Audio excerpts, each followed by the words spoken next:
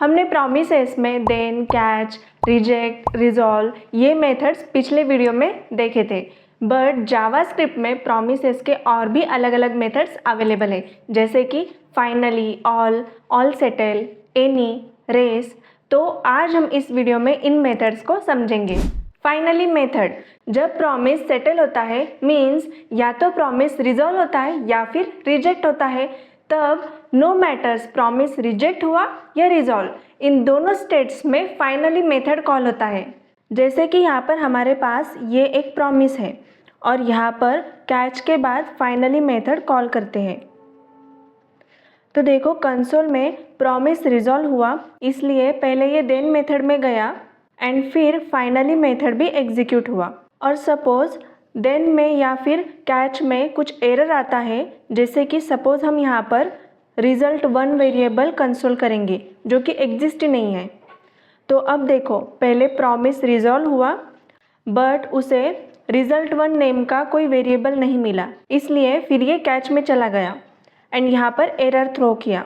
यहाँ पर आप देख रहे हो इसके बाद वाला जो कंसोल है वो प्रिंट नहीं हुआ, फिर भी लास्ट में फाइनली मेथड एग्जीक्यूट हुआ। मीन्स फाइनली किसी भी कंडीशन में हमेशा एग्जीक्यूट होता है। जनरली हम फाइनली मेथड क्लीनअप एक्टिविटीज़ के लिए यूज़ करते हैं, जैसे कि फाइल क्लोज करना या फिर डेटाबेस कनेक्शन क्लोज करना। ऑल मेथड, अगर हमें मल्टीपल प्रॉमिसेस यूज़ करने हो तो हम promise.all मेथड यूज़ कर सकते हैं। promise.all मेथड में एक चीज़ बहुत इंपॉर्टेंट है, वो ये है कि जितने प्रॉमिसेस हम ऑल मेथड में पास कर रहे हैं, सारे प्रॉमिसेस अगर रिजॉल्व हुए तो ही देन मेथड कॉल होता है, और अगर सारे प्रॉमिसेस में से कोई एक प्रॉमिस भी रिजेक्ट होता है तो कैच मेथड कॉल होता है। जैसे कि यहाँ पर हमारे पास 3 प्रॉमिसेस है, P1, P2 and P3। Example के लिए हमने सभी प्रॉमिसेस में set time out function use किया है एंड सभी को 2-2 सेकेंड्स का डिले दिया है एंड अभी के लिए सभी प्रॉमिसेस में मैसेज प्रिंट किया है एंड प्रॉमिस को रिजॉल्व किया है। तो जब हमें मल्टीपल प्रॉमिसेस यूज़ करने हो तब promise.all मेथड यूज़ करते हैं। वो कैसे? तो देखो यहाँ पर हम पहले एक वेरिएबल लेंगे, let all promises equal to promise.all। अब यहाँ पर सारे प्रॉमिसेस हमें एरे में पास करने होते हैं, तो हम यहाँ पर पास कर देते हैं P1, P2, P3। हम इन्हें जिस सीक्वेंस में पास करेंगे वैसे ही ये एग्जीक्यूट हो गए। उसके बाद डॉट देन मेथड में रिज़ल्ट को प्रिंट करेंगे एंड कैच में एरर प्रिंट करेंगे। फाइल को सेव करेंगे तो देखो एक एक करके सारे प्रॉमिसेस रिजॉल्व हुए एंड देन में रिज़ल्ट प्रिंट हुआ। अब यहाँ पर हमने जो सभी प्रॉमिसेस के रिजॉल्व में जो डेटा पास किया था वो देन मेथड में रिज़ल्ट में एरे फॉर्मेट में मिलता है। अब यहाँ पर हम इस रिज़ल्ट को लेकर कुछ लॉजिक लगाना चाहते हैं तो वो लगा सकते हैं। अब सपोज़ हम सेकंड प्रॉमिस को रिजेक्ट कर देते हैं, मैसेज चेंज करेंगे, suppose second message rejected and reject में पास करेंगे फेल। अब देखो फर्स्ट प्रॉमिस रिजॉल्व हुआ, सेकंड प्रॉमिस रिजेक्ट हुआ, उसके बाद तुरंत यहाँ पर इसने सेकंड प्रॉमिस रिजेक्ट हुआ इसलिए कैच मेथड कॉल करके जो रिज़ल्ट है एरर मैसेज वो प्रिंट कर दिया।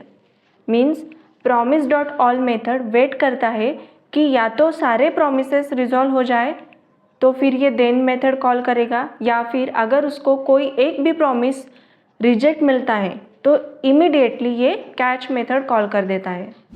All settle method, all settle method में भी हम मल्टीपल प्रॉमिसेस यूज़ करते हैं, बट ऑल सेटल मेथड सारे प्रॉमिसेस को सेटल होने तक मीन्स प्रॉमिस रिजॉल्व या फिर रिजेक्ट होने तक वेट करता है एंड उसके बाद देन मेथड कॉल करके ये सारे प्रॉमिसेस का डेटा एक एरे फॉर्मेट में देता है। जैसे कि यहाँ पर हमने सेकंड प्रॉमिस रिजेक्ट किया है एंड अगर हम promise.all सेटल लिखेंगे, बाकी सब देन एंड कैच हमें ऐसे ही चाहिए। अब फाइल को सेव करेंगे तो देखो पहले सारे प्रॉमिसेस रन हुए, फर्स्ट प्रॉमिस रिजॉल्व, फिर सेकंड प्रॉमिस फेल, फिर थर्ड प्रॉमिस रिजॉल्व एंड सारे प्रॉमिसेस सेटल होने के बाद लास्ट में हमें रिजल्ट में एक एरे मिला जिसमें सारे प्रॉमिसेस के स्टेटस एंड जो वैल्यू हमने पास की थी वो मिली।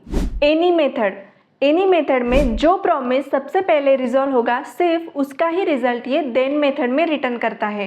जैसे कि यहाँ पर फर्स्ट प्रॉमिस 2 सेकेंड के बाद एग्जीक्यूट होगा, सेकेंड प्रॉमिस 1 सेकेंड के बाद and third promise 600 millisecond के बाद एग्जीक्यूट होगा। तो सपोज़ हम यहाँ पर promise.any मेथड यूज़ करेंगे, फाइल को सेव करेंगे, तो देखो थर्ड प्रॉमिस का सबसे पहले एग्जीक्यूशन कंप्लीट हुआ, बट क्योंकि ये रिजेक्ट हुआ है इसलिए एनी मेथड इसे इग्नोर करता है। एनी मेथड से जो प्रॉमिस सबसे पहले रिजॉल्व होता है, यानी कि यहाँ पर सेकंड प्रॉमिस सबसे पहले रिजॉल्व हुआ, तो यहाँ पर रिजल्ट में सिर्फ सेकंड प्रॉमिस का ही रिजल्ट आया। रेस मेथड में जो प्रॉमिस सबसे पहले सेटल होगा, यानी कि जो प्रॉमिस सबसे पहले रिजॉल्व या फिर रिजेक्ट होगा, सिर्फ उसका ही रिजल्ट ये रिटर्न करता है। जैसे कि इसी एग्जाम्पल में हम सिर्फ एनी की जगह रेस मेथड यूज़ करेंगे। यहाँ पर तीनों प्रॉमिसेस में फर्स्ट प्रॉमिस का टाइम 2 सेकेंड्स है, सेकेंड प्रॉमिस का टाइम 1 सेकेंड है, थर्ड प्रॉमिस का टाइम 600 मिली सेकेंड है। तो देखो अब यहाँ पर थर्ड प्रॉमिस सबसे पहले सेटल हुआ, यानी कि सबसे पहले इसका एग्जीक्यूशन कंप्लीट हुआ। अब ये रिजेक्ट हुआ है इसलिए यहाँ पर कैच मेथड में एरर आया।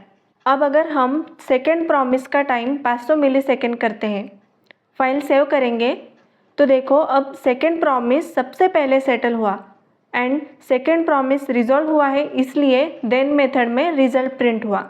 यानी कि रेस मेथड से जो प्रॉमिस सबसे पहले या तो रिजॉल्व या फिर रिजेक्ट होगा उसका ही रिजल्ट ये रिटर्न करेगा। आई होप आपको ये प्रॉमिसेस के सारे मेथड्स अच्छे से समझ आए होंगे। ऐसे ही वीडियो के लिए चैनल को सब्सक्राइब करो, बेल बटन पर क्लिक करो ताकि आपको लेटेस्ट वीडियो का नोटिफिकेशन तुरंत मिल सके। एंड अगर आपको कोई भी डाउट हो तो कमेंट सेक्शन में आप शेयर कर सकते हो। तो अब मिलते हैं अगले वीडियो में। Till then be happy, keep learning.